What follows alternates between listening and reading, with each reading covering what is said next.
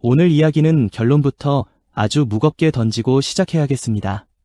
만약 여러분이 지금 당장 아무런 대비도 하지 않고 가만히 계신다면 2027년쯤 여러분이 가진 소중한 자산의 가치는 최소 30% 이상 증발해버릴 겁니다. 이건 단순한 추측이 아닙니다. 지금 우리 한국은행이 겉으로는 평온한 척하지만 뒤에서는 뱅크런, 즉 대규모 예금 인출 사태에 대비한 긴급 여신 제도를 도입하겠다고 발표했습니다. 2025년 12월 14일의 일이죠. 여러분, 소방관이 갑자기 소방호스를 점검하면서 혹시 모르니까 준비해두는 거예요 라고 하면 무슨 생각이 드십니까? 어디 불날 조짐이 있나 하고 불안해지는 게 정상이죠. 시장도 똑같습니다. 그런데 더 이상한 건 이 발표가 나오기 불과 6일 전인 12월 8일에 한국은행이 시장에 1조 5천억 원을 풀겠다고 했다는 겁니다. 한쪽에서는 불이 날까 봐 물을 준비하고 다른 한쪽에서는 기름을 붓고 있는 이 아이러니한 상황. 도대체 대한민국 금융시장 수면 아래에서 무슨 일이 벌어지고 있는 걸까요? 오늘 저 팽 부장이 정부와 한국은행도 입 다물고 있는 이 정체를 설명하고 여러분이 어떻게 살아남아야 할지 그 구체적인 생존 전략을 전부 다 말씀드리겠습니다. 자, 우선 우리가 지금 겪고 있는 위기의 핵심인 RP 매입이라는 것부터 이해해봅시다. 말이 어려워 보이지만 사실 별거 아닙니다. 아주 비싼 물건을 담보로 잡고 나중에 다시 사겠다고 약속하며 돈을 빌려주는 계약이죠. 이걸 이해하기 쉽게 아들의 카드 돌려막기 비유로 풀어볼게요. 사업이 안 돼서 힘든 아들이 아버지를 찾아옵니다. 아버지, 딱 1,000만 원만 일주일만 빌려주세요. 일주일 뒤에 꼭 갚을게요. 아버지는 아들을 믿고 빌려주죠. 그런데 일주일 뒤에 온 아들이 이럽니다. 아버지, 정말 죄송한데 이자까지 합쳐서 갚아야 하는데 돈이 하나도 없어요. 그냥 이번에 1,200만 원만 더 빌려주시면 안 될까요? 아버지는 또 일주일 시간을 줍니다. 그리고 그 다음 주에도 똑같은 일이 벌어지죠. 이번엔 1,500만 원만요. 이게 계속 반복되면 어떻게 될까요?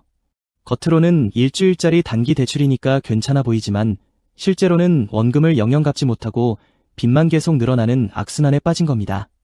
아까 제가 아들의 카드 돌려막기라고 말씀드렸죠? 이 돌려막기 액수가 얼마나 늘었는지 보세요. 2025년 초에는 5천억 원 정도였어요. 국가 규모에서 그 정도면 장래하실 수 있죠? 그런데 이게 불과 8개월 만에 6조 5천억 원이 됐습니다.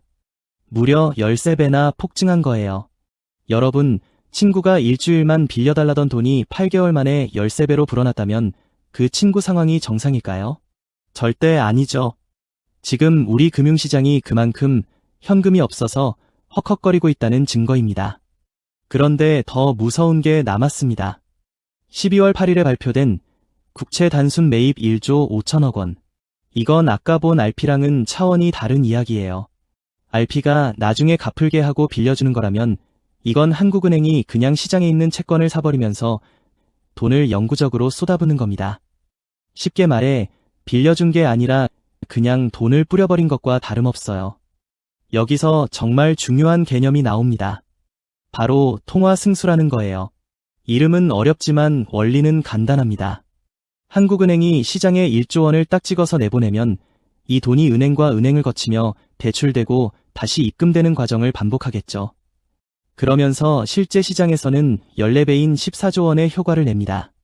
돈이 마치 효모를 넣은 빵 반죽처럼 부풀어 오르는 거예요. 아무리 보수적으로 아주 적게 잡아도 최소 80조 원 이상의 돈이 시중에 풀린 상태예요. 감이 잘 안 오시죠? 여러분, 이 돈이면 대한민국에서 가장 비싸다는 강남구 전체 아파트를 몽땅 다 사버릴 수 있는 액수입니다. 그런데 진짜 비극은 여기서부터입니다. 상식적으로 돈을 이렇게 많이 풀었으면 어떤 일이 일어나야 할까요? 첫째, 돈값이 떨어지니 금리가 내려가야 합니다. 둘째, 유동성이 풍부해지니 부동산이 올라야 하죠. 셋째, 주가도 올라야 합니다. 실제로 강남 집값은 급등했고 주가도 나쁘지 않았습니다. 그런데 말이죠. 금리가 오히려 오르고 있습니다. 바로 이 지점이 모든 비극의 시작입니다. 돈을 쏟아붓는데도 금리가 오른다는 건 시장이 한국은행을 믿지 않는다는 뜻입니다. 동네 가게 주인이 손님들에게 물건을 공짜로 나눠주고 있는데 손님들이 줄을 서기는커녕 이 가게 곧 망하겠구나 나중엔 물건 못 받을 수도 있으니 지금 비싼 갑에라도 사재기해야겠다며 더 높은 값을 부르는 심리입니다. 시장이 한국 경제를 바라보는 시선이 이렇습니다. 실제로 2025년 11월 외국인들은 한국 채권을 20조 원 넘게 팔아치운 게 아니라 순매수했습니다. 왜일까요? 한국 경제가 좋아서가 아닙니다. 금리가 계속 오르게 뻔하니까 지금 사두면 나중에 더 높은 이익을 볼 수 있다는 계산이죠. 이건 역설적으로 우리 경제에 대한 깊은 불신을 의미합니다. 그럼 이 80조 원이라는 엄청난 돈은 다 어디로 가고 있는 걸까요? 바로 우리 경제의 가장 깊은 곳, PF 대출이라는 암세포가 다 빨아먹고 있습니다. 비유를 하나 더 들어볼게요. 여기 암 환자가 있습니다.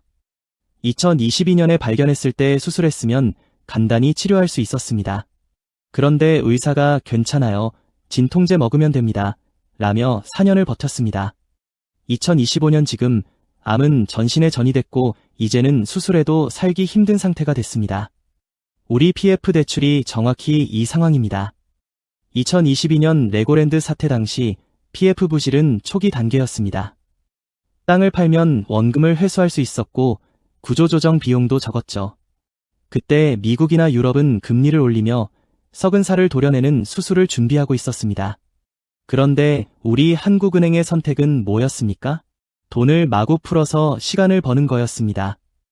특히 둔촌주공 아파트 재건축을 살리기 위해 전 세계적인 긴축 흐름을 역행하며 돈을 풀었습니다. 전쟁이 났는데 다른 나라는 다 방어 준비를 하는데 우리만 파티를 연 겁니다. 그 결과 둔촌주공은 살렸을지 몰라도 강남 집값은 폭등했고 PF 대출은 좀비가 되었으며 구조조정의 골든타임을 완전히 날려버렸습니다. 지금 시행사들은 4년간 이자만 갚다가 완전히 깡통이 됐습니다. 이제는 땅을 팔아도 마이너스고 구조조정 비용은 천문학적이 됐습니다. 한국은행이 쏟아붓는 돈은 이 좀비들이 연명하는데 다 쓰이고 있는 겁니다. 미국은 2008년 금융위기 때 부실은행을 파산시키며 살릴 것과 버릴 것을 명확히 했습니다. 단기 고통을 감수하고 장기 해결을 택했죠. 하지만 우리는 단기 고통을 피하려다 장기적인 파멸로 가고 있습니다. 진통제만 계속 투여하고 있는 거죠. 자, 이제 우리 앞에는 두 갈래 길이 있습니다. 2026년과 2027년에 어떤 일이 벌어질지 예측해봅시다. 첫 번째 시나리오는 지금처럼 계속 버티는 겁니다. 2026년 상반기에는 국민연금이 한국 채권을 사주면서 시장이 일시적으로 안정될 겁니다. 위기 넘겼네 하고 안도하겠죠. 하지만 하반기부터는 국민연금의 여력도 바닥나고 외국인들이 본격적으로 이탈합니다. 환율은 1,500원을 돌파할 겁니다. 2027년이 되면 PF 대출이 동시다발적으로 폭발하며 한국판 SVB 사태가 터집니다. 환율은 1,600원에서 1,700원까지 치솟고 수입 물가 폭등으로 서민 생활은 붕괴될 겁니다. 두 번째 시나리오는 지금 당장 고통스럽더라도 구조조정을 하는 겁니다. 2026년 상반기에 부실 건설사들을 워크아웃에 넣고 썩은 살을 잘라내는 거죠. 부동산 가격이 10에서 15% 하락하는 충격은 있겠지만 하반기부터는 외국인의 신뢰가 회복되고 금리가 안정될 겁니다. 2027년에는 경제가 정상화되어 건전한 회사들이 다시 살아나고 양질의 일자리가 생기겠죠. 결론은 간단합니다. 지금 15%의 고통을 감수하면 나중에 올 50%의 대재앙을 피할 수 있습니다. 하지만 문제는 지금 대선이나 안보 이슈 때문에 정부가 구조조정을 미루고 싶어 한다는 겁니다. 그래서 결국 우리 개인이 스스로 계기판을 보며 살아남을 준비를 해야 하는 겁니다. 우리가 자동차를 몰 때 속도계나 연료 게이지를 수시로 확인하는 것처럼 자산 관리에서도 반드시 체크해야 할 계기판이 있습니다. 지금처럼 불확실한 시기에는 이 수치들이 곧 우리의 생존 신호가 되기 때문이죠. 금리가 요동치면 자연스럽게 원달러 환율이라는 방어선도 흔들리게 됩니다. 우리 경제가 버틸 수 있는 심리적 마지노선이 하나둘 무너지는 걸 지켜봐야 하는데요. 환율이 1,500원을 넘어서면 수입 물가가 감당하기 힘들 정도로 오를 테니 생필품부터 미리 챙기셔야 합니다. 여기서 더 나아가 1,550원까지 치솟으면 해외여행이나 유학 같은 외화 지출은 일단 멈추는 게 현명하겠죠.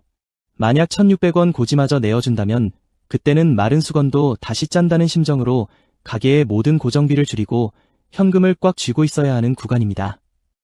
여기에 마지막 구원 투수인 국민연금이 채권을 얼마나 사고 있는지도 함께 체크해보세요.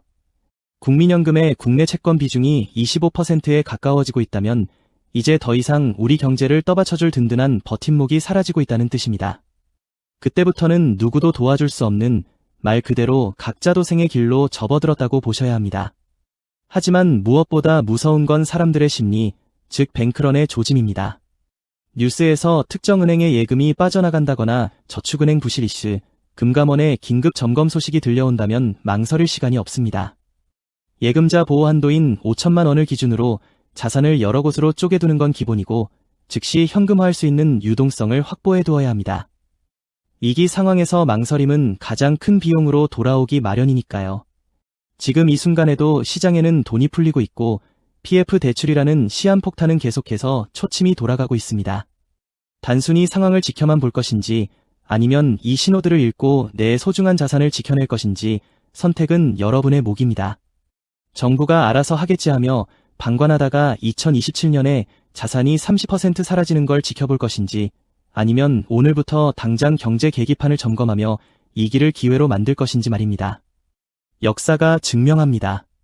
1997년 외환위기 때 달러를 샀던 사람들, 2008년 금융위기 때 부동산을 정리했던 사람들, 2020년 코로나 때 현금을 확보했던 사람들. 이들의 공통점은 딱 하나입니다. 남들보다 6개월만 빨리 움직였다는 것입니다. 오늘 저와 함께 공부한 이 내용들이 여러분의 소중한 지갑을 지키는 든든한 방패가 되길 바랍니다. 지금 당장 실천하세요. 오늘 이야기가 유익하셨다면 구독과 좋아요 부탁드립니다. 여러분의 성공적인 자산 관리를 저 팽부장이 항상 응원하겠습니다. 감사합니다. 팽부장이었습니다.